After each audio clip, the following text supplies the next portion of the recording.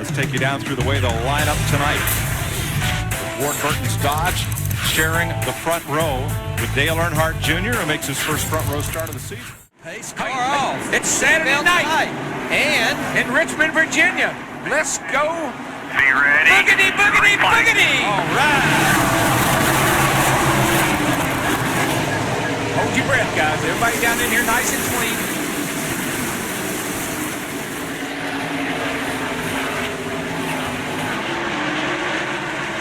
Made it through turn 1 and 2, all clean.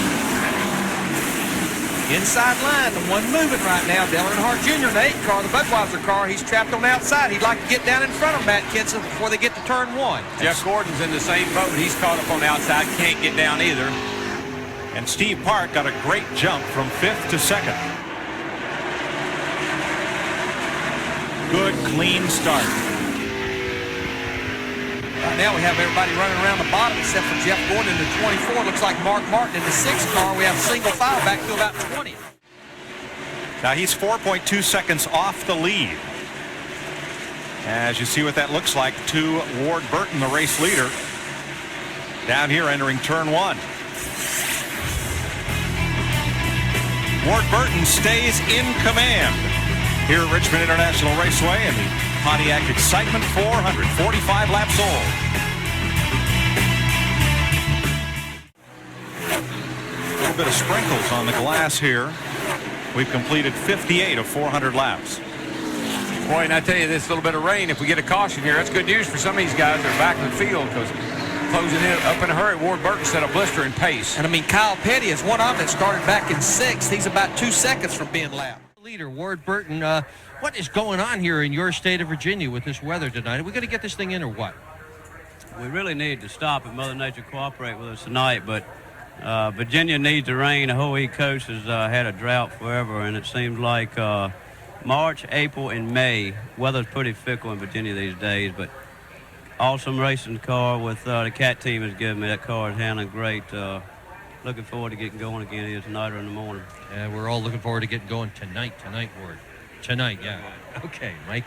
He sounds like Al Gore. We're trying to put a race on tonight, and he's worried about the environment, about the rain in Virginia and everything. Well, you know, with his Wildlife Foundation, all he's very involved in that.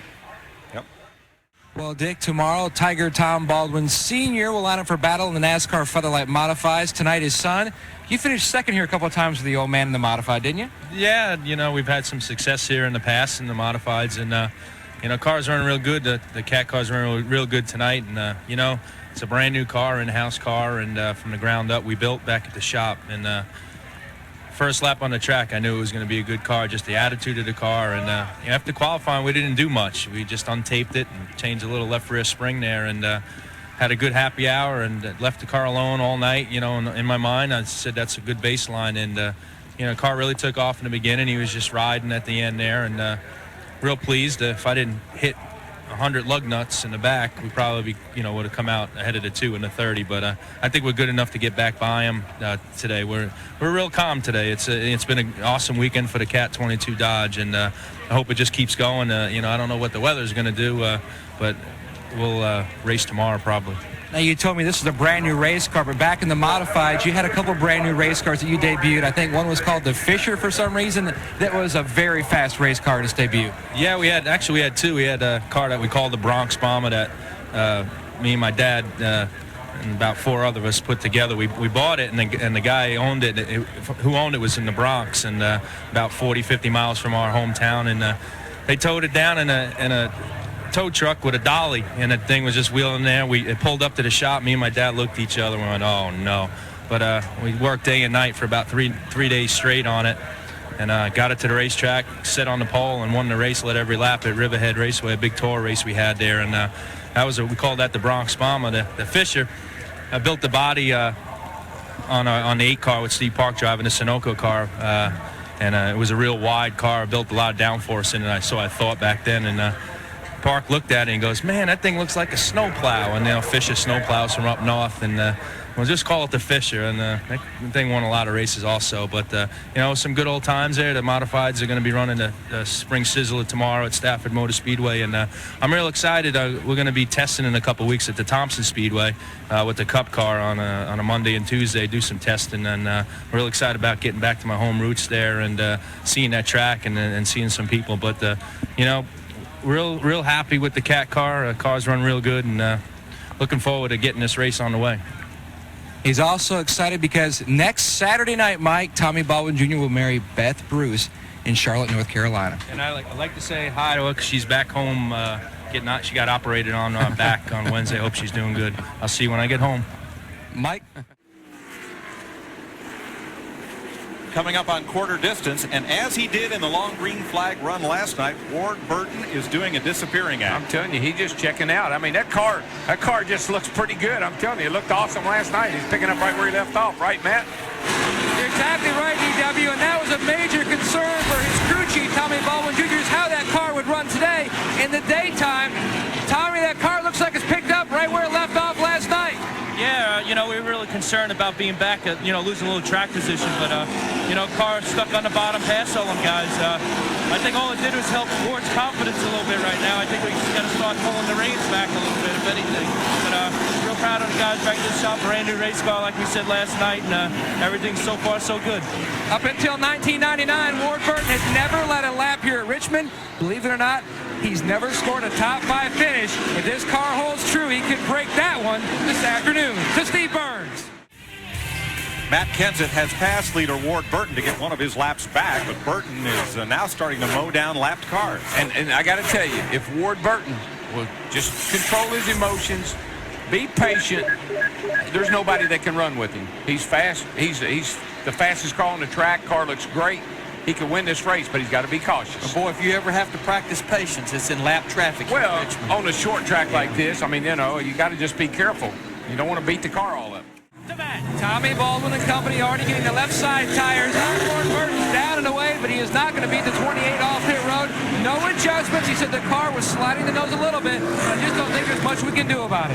You heard Ward Burton hit the rev chip as he tried to power out of the pits and retain the lead. That burbling as the ignition shut off as he exceeded the maximum RPM.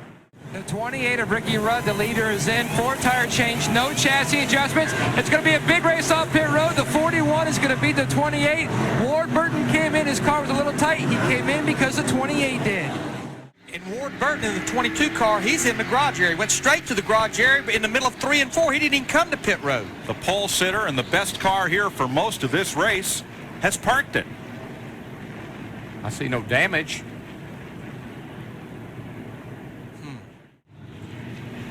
230 laps. We're past halfway, but 170 to go.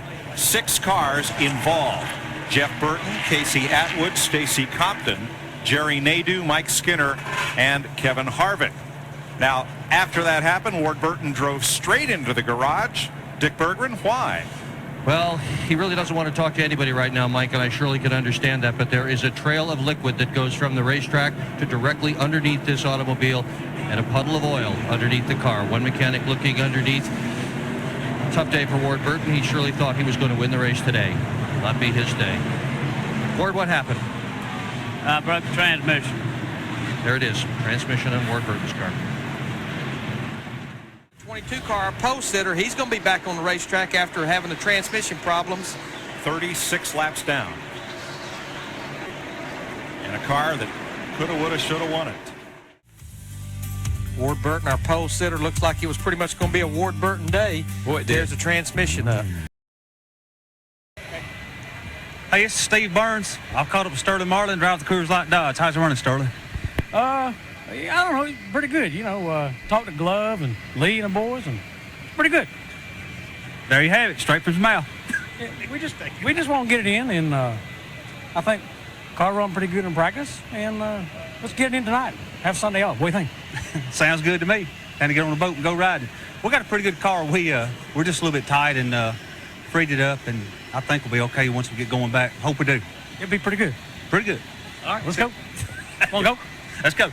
If Sterling wins the Winston Cup, Byrnes is going to have to write his banquet speech and put it on the teleprompter because who else could?